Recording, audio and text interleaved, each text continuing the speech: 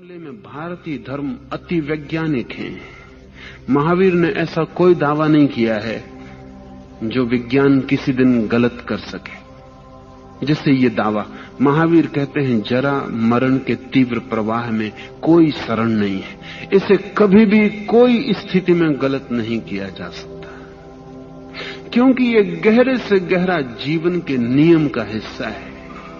शरण मिल सकती है उसमें जो स्वयं परिवर्तित न होता हो, जो स्वयं ही परिवर्तित हो रहा है, उसमें शरण कैसी? शरण का मतलब होता आप मेरे पास आए और आपने कहा कि मुझे शरण दें, दुश्मन मेरे पीछे लगे हैं, मुझे बचाएं।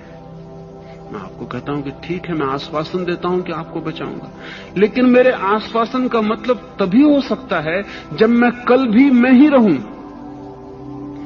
कल जब मैं ही नहीं रहूंगा तो दिए गए आश्वासन का कितना मूल्य है?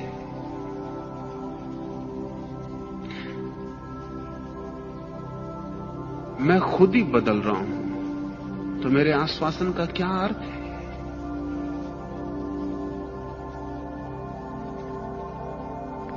किरगाद ने कहा है कि मैं कोई आश्वासन नहीं दे सकता। I can not promise anything.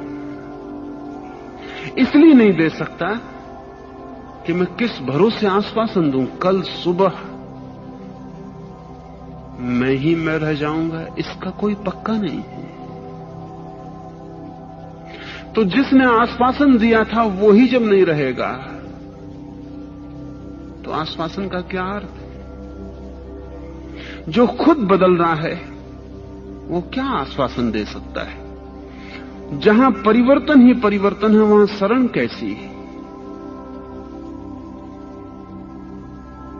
करीब करीब ऐसा है कि दोपहर है और घनी धूप है और आप एक वृक्ष की छाया में बैठ गए, लेकिन आपको पता है ये वृक्ष की छाया बदल रही है, थोड़ी देर में यह हट जाएगी। ये वृक्ष की छाया शरण नहीं बन सकती, क्योंकि ये छाया है और बदल रही है, ये परिवर्तित हो रही है। इस जगत में जहां जहां हम शरण खोजते हैं वे सभी कुछ परिवर्तित हो रहे हैं। जिसे हम पकड़ते हैं वो खुद ही बहा जा रहा है।